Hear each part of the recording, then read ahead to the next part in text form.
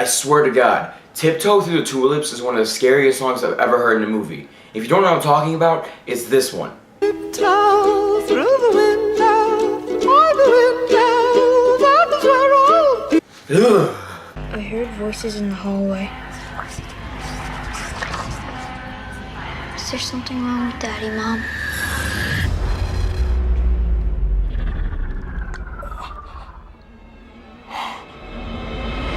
And here we have Insidious Chapter 2. Insidious Chapter 2 is directed by James Wan, stars Patrick Wilson and Rose Byrne. Now, I was a huge fan of the 2011 Insidious when it first came out. I really didn't know anything about it. I never saw a James Wan film before. But ever since I saw that movie, I fell in love with his directing. It was visual, it was stylish, and the film was very clean cut. And the movie scared the crap out of me. That's what horror movies are meant to do. And when I went home, I was scared. I was hearing noises. I was really frightened by everything in my home. And that's what I love about a good horror movie. And then I saw The Conjuring. And when I was watching The Conjuring, I was like, wow, this movie is really like Insidious. Like, really like it. You have a family. They're getting terrorized by demons and possessions and ghosts. And then paranormal investigators come in to help them. And then something happens, and then something happens, and then it ends. And it was really like Insidious. And I didn't know if Insidious Chapter 2 is going to be like that. And it kind of is, but it kind of isn't. Now, Insidious Chapter 2 basically starts off right where the first one left off. Before I get hardcore into this review, I do want to let you know this review is going to have some spoilers to the very first film. Not the second one, but of the first Insidious. So if you haven't seen the first Insidious, you have been warned. So Insidious Chapter 2 starts off right where the first Insidious left off. The first Insidious ended where, you know, the father got his son Dalton back. He came out of the further. Everything's okay.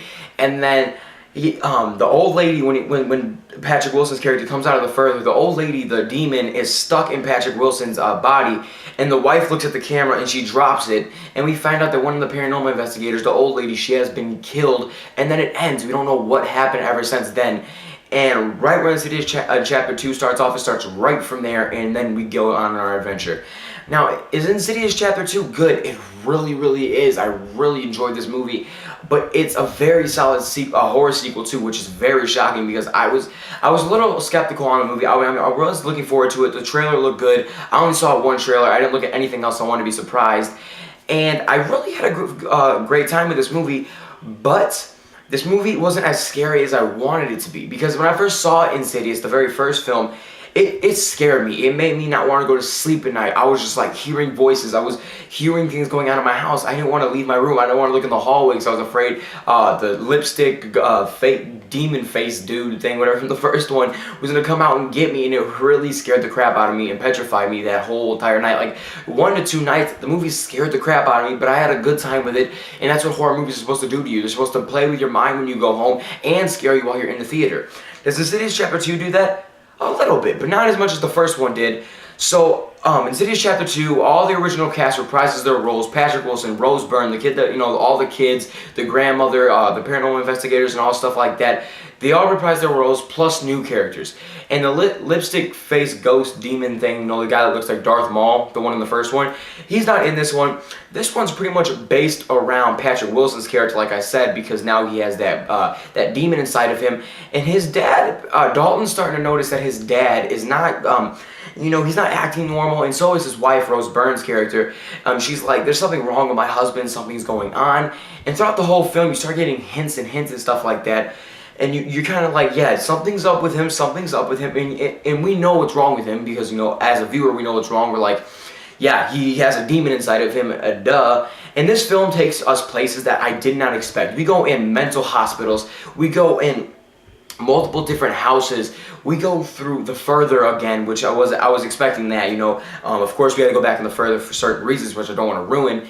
But I had so much fun with this movie, and it was scary, but it's not as scary as I wanted it to be, but it was scary. And the acting in this movie is really, really good. I really think they stepped up their game. Patrick Wilson, like I said in my first review for Insidious, I never ever had a problem with his acting. I think he's really good, and he really stepped up his acting for this role that he had to put on. Yes, he still played a dad, but he had to play like a split personality kind of, because half and half he was like half dad and then half demon, and it was kind of weird. He was like switching back and forth his characters left and right, and it was weird. It was really good, and I think he did a great job pulling that off. Rose Byrne reprises her role as Patrick Wilson's wife, and like I said in my Insidious review, I really didn't like her acting, but in this one, I think she's one of the best actors in the film. She is so good at what she does, and I really do like her acting in this. I believe that she's a mom. I believe that she's worried about her husband and her kids. I believe that she's worried about her family and everything, that she's scared that demons can come and get their family. And I really did like her acting. And oh my God, finally, reprising her roles are the two, I don't know their names, but the two idiots from the first one, the two paranormal investigators, and that is the two guys, the two doofuses, like pretty much the Beavis and Butthead characters. You know, the guy that's eating a Hot Pocket and the other dude in the first one? Yeah, they're back, and they have comedical moments in it. There's one thing I didn't like about how James Wan did with Insidious 2 is that in parts of the film where it's supposed to be real, like halfway through the film, it's really, really scary, and then there's some funny elements. I'm like, okay, trying to put some humor into it, I'm okay with it. But then at the end, where it's like all the way 100% serious, he starts putting these very funny comedic elements into it. I'm just like, that doesn't fit. What is he doing? It kind of pulled me out for a little bit, and then I got reinvested into it. But at first, it's like, I don't like that. And of course, this movie ends on a high note, and I really did enjoy Insidious 2. And if you haven't seen Insidious, go see the first Insidious and go see Insidious Chapter 2. It's definitely worth your $10. At least it's how much it is in my theater.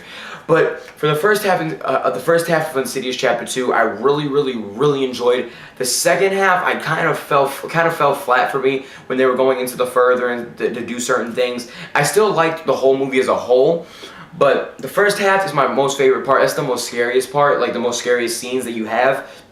And then the second half, it's still scary, but it's not as scary. Like when scary scenes happen, some of them are supposed to be scary, but then the comedic element comes in with those two Beavis and Butthead characters. I'm just like, that could have been scary, but then they ruined it. But all in all, I'm gonna score this movie as a whole film together. I'm gonna give Insidious Chapter 2 an 8.5. Yes, an 8.5. And as you know, I gave Insidious a 9 out of 10. This is just a little bit lower than that. It's just because, yes, they're both very, very well done films, but I just thought the first Insidious was scarier than Insidious Chapter 2.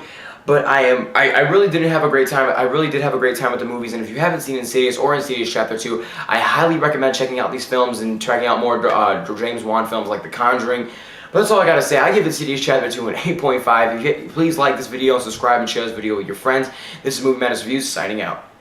There's someone standing in front of you. He's talking to you. What's he saying? He's got your baby. He's got your baby. He's got your baby.